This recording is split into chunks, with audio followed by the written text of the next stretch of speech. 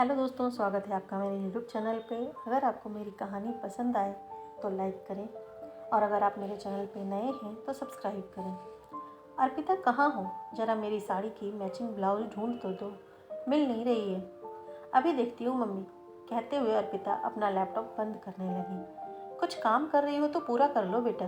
नहीं मम्मी, वह बस ज़रा सा, अर्पिता हकलाने लगी। तब सुनैना जी प्यार से उसके सिर पर हाथ रखते हुए बोली, याद है अर्पिता, जब इस घर में तुम आई थी तो मैंने तुमसे कहा था कि मुझे सिर्फ मम्मी कहना, ताकि हमारे बीच माँ बेटी का रिश्ता रहे और तुम खुलकर अपने दिल की बात मुझसे कह पाओ। हाँ मम्मी, याद है, धीरे से अर्पिता ने बोला।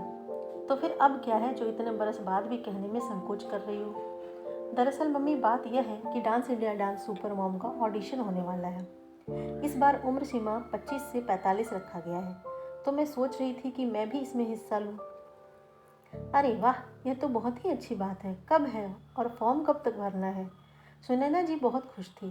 अर्पिता ने बोला, पर एक प्रॉब्लम है मम्मी, अगर मेरा सिलेक्शन हो गया तो मुझे मुंबई जाना पड़ेगा 1-2 महीने के लिए। सुहाना के पापा नहीं मानेंगे। अर्पिता उदास हो गई। तब सुनैना जी ने बोला, तुम्हें पता है अर्पिता, मुझे गाने का बहुत शौक था। बचपन में एक गुरुजी मुझे सिखाने भी आते थे, लेकिन सास की हिटलर शाही में मैं गाना तो क्या बोलना भी भूल गई थी। तुमने आकर मेरे आत्मविश्वास को फिर से जगाया, मेरे हर काम की प्रशंसा की, और अब तू ही घबरा रही है। मैं जानती हूँ कि तू अपने स्कूल कॉलेज की बेस्ट डांसर रही है। तूने कई शोज भी किए हैं, स्कूल के हर प्रोग्राम में हिस्सा लिया है। शादी के बाद बच्चों और परिवार के पीछे तुम खुद को, अपने डांस को भूल गई हो। लेकिन बेटा, किस्मत तुझे अपनी ज़िंदगी जीने का दूसरा मौका दे रही है। इसे मिस मत करो। चलो अब जल्दी से फॉर्म भर लें, फिर आगे की तैयारी और शॉपिंग करने चलेंगे। फॉर्म तो सुहाना ही भरेगी, उसे कैसे कहूँ? तू रुक, उस नकचढ़ी को मैं लेकर आती हूँ। कहते हुए सुनैना जी ने सुहाना को आवाज़ लगाई। स्क्रीन पर सुपर मॉम का फॉर्म देखकर सुहाना को बहुत हंसी आई। अरे मम्मी, क्यों अपनी इंसल्ट कर रही हो? तुमसे यह सब नहीं होगा। सुहाना, अभी फॉर्म भरो, लेक्चर बाद में देना। दादी की कड़कती आवाज़ सुनकर सुहाना अर्पिता से पूछ कर फॉर्म भरने लगी। सुपर मॉम का फॉर्म सबमिट हो गया। 10 दिनों के बाद अर्पिता को ऑडिशन के लिए जाना था। सास के साथ उसने शॉपिंग कर ली और अपनी तैयारी में जुट गई। सुनैना जी ने घर का इंचार्ज अपने हाथ में ले लिया।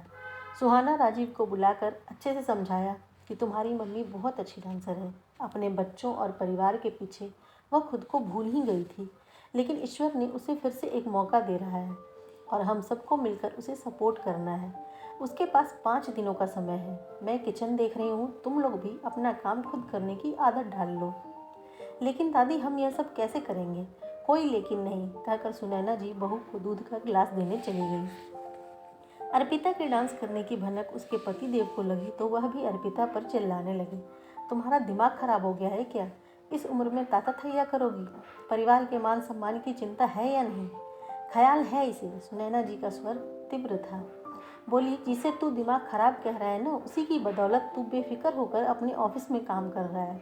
सुबह के 5 से लेकर रात के 11 बजे तक मशीन की तरह काम करती है। तुम लोगों की सेवा करने और तुम्हारी फरमाइशों को पूरा करने में वह खुद को ही भूल गई थी। लेकिन अब वह अपनी एक नई पहचान बनाना चाहती है। खुद को साबित करने का उसे एक सुनहरा अवसर मिला है, तो वह क्यों न करे। परंतु माँ, अब कोई परंतु नहीं, तेरा लंच बॉक्स टेबल पर रखा है, कहकर सुनैना रसोई में चली गई। सास के साथ अर्पिता ऑडिशन देने गई और सेलेक्ट होकर मुंबई चली गई। टीवी पर उसका परफॉर्मेंस देखकर लोगों को यकीन ही नहीं हो रहा था कि दिन भर किचन में घुसी रहने वाली अर्पिता इतनी अच्छी डांसर भी हो सकती है। सुहाना राजीव को भी उसके मित्र बधाई देते और उसके पति को तो लोग अर्पिता का पति कहने लगे थे। सुपर मॉम की प्रतियोगिता में अर्पिता ने द्वितीय स्थान प्राप्त किया। मंच पर जब उसे फर्स्ट रनर अप की ट्रॉफी और चेक दिया जाने लगा तो उसने सुनैना जी को मंच पर बुलाया और उनका आशीर्वाद लिया और बोली, इस ट्रॉफी की असली हकदार मेरी सासू माँ है। कहते हुए वह बहुत ही भावुक हो गई। सास ने बहू को गले से लगाया तो पूरा हॉल तालियों से गूंज उठा। सुहाना और राजीव अपनी माँ के गले लगकर बोले, आप हमारी सुपर मॉम हो। पतिदेव ने भी मुस्कुराते हुए बोला, प्राउड ऑफ यू। अर्पिता का सपना पूरा हो गया और उसने एक अच्छा मुकाम हासिल किया। वह दिल से बहुत खुश थी और पूरे परिवार के साथ अपनी खुशियाँ बांट रही थी। दोस्तों, अगर आपको मेरी ये कहानी पसंद आई हो तो लाइक करें और अगर आप मेरे चैनल पे नए हैं तो सब्सक्राइब करें। धन्यवाद।